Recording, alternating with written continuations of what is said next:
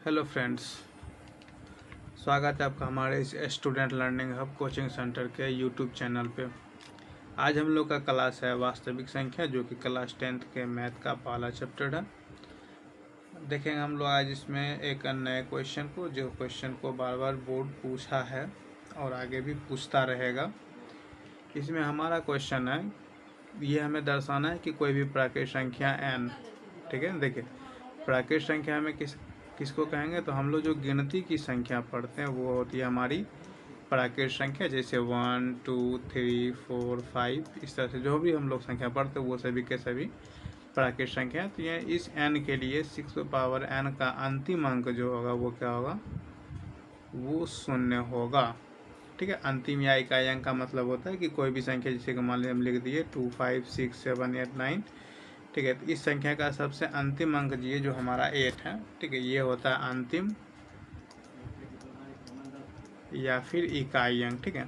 यहाँ पे हमारा क्या आना चाहिए, 0, ठीक है। वो संख्या क्या होगा, तो 6 पे पावर n, यानी एक तरह से हम पहले अगर आपको समझाएं तो 6 पे पावर n, देखिए n का मान हम क्या लेने वाले हैं, 1 2 3 4 5, आप कोई भी मान ले सकते। देखिए अगर हम पहले 1 रखते हैं तो ये 6 पे पावर 1 आता है 6, फिर n के जगह पे हम क्या रख रहे हैं 2, दिया जाता है 36, फिर 3 रखते हैं तो यह आ जाता है 216, ठीक है।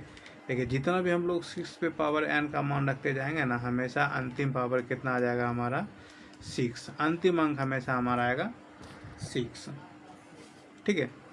देखिए इसको हम लोग को बनाना कैसे, देखिए सबसे पहले हम लोग क्या कर लेंगे, मान लेंगे, मानना क्या है, देखिए मान लेंगे b, ठीक है, माना b 6 पे पावर n, जो हमारा क्वेश्चन है उसी को हम लोग मानेंगे b 6 पे पावर n। आप चाहे तो b के जगह पे कुछ भी मान सकते हैं, ठीक है।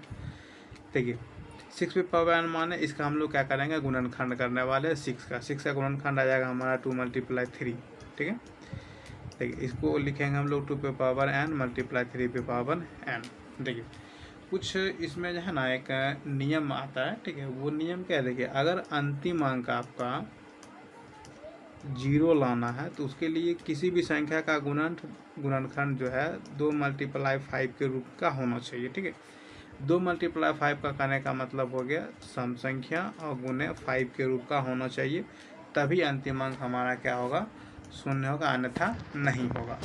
दूसरा इसी में नियम क्या कहता है कि अंतिम अंक अगर आपको 5 लाना है, ठीक है, तो उसके लिए गुणनखंड विषम गुने 5 के रूप का होना चाहिए, ठीक है। कोई भी विषम संख्या उसको आप 5 से गुना कर लीजिए तो उसका अंतिम अंक हमेशा कितना आएगा, 5 ही आएगा।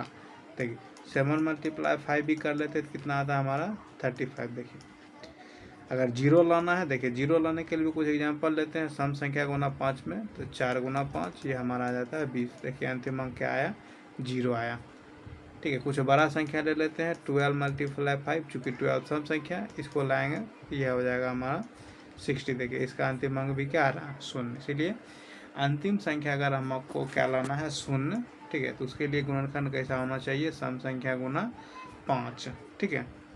और अंतिम अंक अगर 5 लाना हो तो उसके लिए होना चाहिए विषम संख्या गुना 5। देखिए आपको यहाँ पे गुणनखंड को अगर ध्यान से देखिए 2 है, चूँकि 2 है तो ये हमारा सम संख्या है यहाँ पे, ठीक है, ये हमारा आ जाएगा सम संख्या। लेकिन सम संख्या के साथ 5 भी होना अनिवार्य है।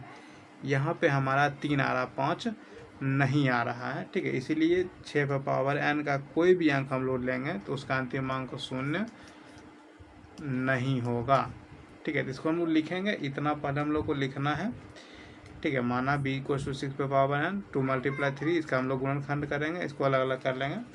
इसके बाद हम लोग को क्या करना है, कुछ नियम लगाना, ठीक है। नियम क्या लगाएंगे, देखिए नियम जो नियम आपको बताए हैं, ठीक है, उसी नियम को हम लोग लगाने वाले हैं, ठीक है। नियम क्या बताएं कि 0 के लिए सम गुना 5 होना चाहिए, 5 के लिए होना चाहिए तो विषम और फिर गुना 5, ठीक है। तो नियम क्या कहता है, नियम ये कहता है किसी संख्या के अंतिम या इकाई अंक तभी 0 होगा जब उसका गुणनखंड, ठीक है, जब उसका गुणनखंड क्या हो जाएगा, सम संख्या गुना 5 के रूप का होगा, ठीक है। यदि सम संख्या गुना 5 के रूप का है तभी उसका अंतिम अंक क्या होगा, हमारा 0 होगा, अन्यथा नहीं होगा। अगर ध्यान से देखा जाए तो 6 पे पावर n का गुणनखंड क्या आया, 2 गुना 3, यानी सम संख्या गुना 3, लिख देंगे चूंकि, ठीक है, क्या हो जाएगा हमारा, चूंकि 6 पे पावर n का गुणनखंड, ठीक है, गुणनखंड किसके रूप में आ रहा है, गुणनखंड विषम गुना 5 के रूप का है, इसलिए 6 पे पावर n का अंतिम अंक, ठीक है, अंतिम अंक क्या हो जाएगा हमारा, 0 नहीं होगा, ठीक है, 0 नहीं होगा। आप चाहे तो इस लाइन को, ये जो हम ये लाइन लिखें, इस लाइन को आप बदल भी सकते हैं। यहाँ पे आप ये भी लिख सकते हैं कि चूंकि 6 की पावर n का गुणनखंड,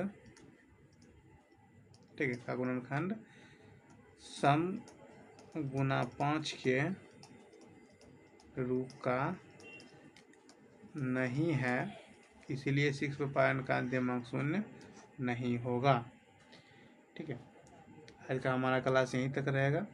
वीडियो को देखने के लिए धन्यवाद। हो सके तो इस वीडियो को बच्चों तक शेयर करें ताकि वो भी इस वीडियो को देख करके क्वेश्चन समझें और बोर्ड में अच्छे से अच्छे मार्क्स को लावें। चैनल को भी सब्सक्राइब करें, वीडियो को लाइक करें। धन्यवाद।